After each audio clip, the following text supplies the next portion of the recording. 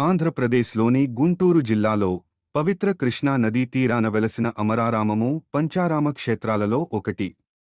ఈ క్షేత్రంలో స్వయంగా దేవేంద్రుడు ప్రతిష్ఠించిన అమరేశ్వర స్వామి దర్శనమిస్తాడు అని స్కాంద పురాణం చెబుతుంది.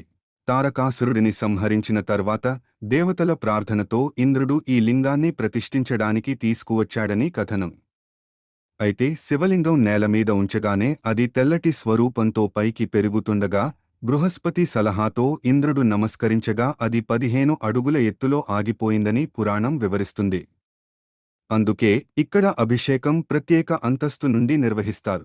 ఈ దేవాలయం చాళుక్య భీముని కాలంలో క్రీ.శ. 892-922 నిర్మించబడినట్లు శాసనాలు తెలుపుతున్నాయి. తరువాతి కాలంలో అశోకుడు, శాతవాహనులు, విజయనగర రాజులు ఈ క్షేత్రాన్ని అభివృద్ధి చేశారు. ముఖ్యంగా క్రీ.శ.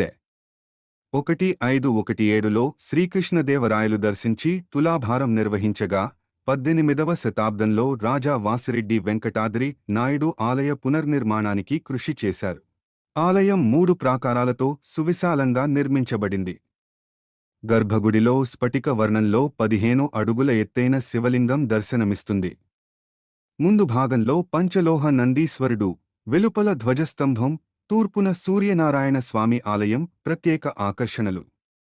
ఆలయ ప్రాంగణంలో బాలచాముండేశ్వరి అమ్మవారు, వేణుగోపాలస్వామి, వినాయకుడు వంటి పంచాయతన దేవతలు ఆరాధింపబడుతారు. అమరావతి క్షేత్రానికి మరొక విశేషం కృష్ణా నది. పురాణం ప్రకారం దేవతల వరంతో ఈ నది క్రౌంచగిరిని చుట్టి ప్రవహిస్తుందిగాని ఎప్పుడూ ఆలయాన్ని ముంచదు. ఇక్కడి స్నానం హరిద్వార్ గంగా స్నానంతో సమాన ఫలితమని విశ్వాసం. ముఖ్యంగా మాఘమాసంలో కృష్ణానది స్నానం చేసి స్వామి దర్శనం చేయడం మహాపుణ్యకరం అంటారు.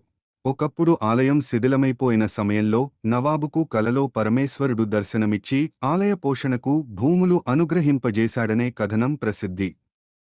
ఈ విధంగా ఎన్నో చారిత్రక, పురాణ, ఆధ్యాత్మిక విశేషాలతో అమరారామక్షేత్రం భక్తులకు మానసిక ప్రశాంతతను, దైవ అనుగ్రహాన్ని ప్రసాదిస్తూ నేటికీ వెలుగొందుతోంది.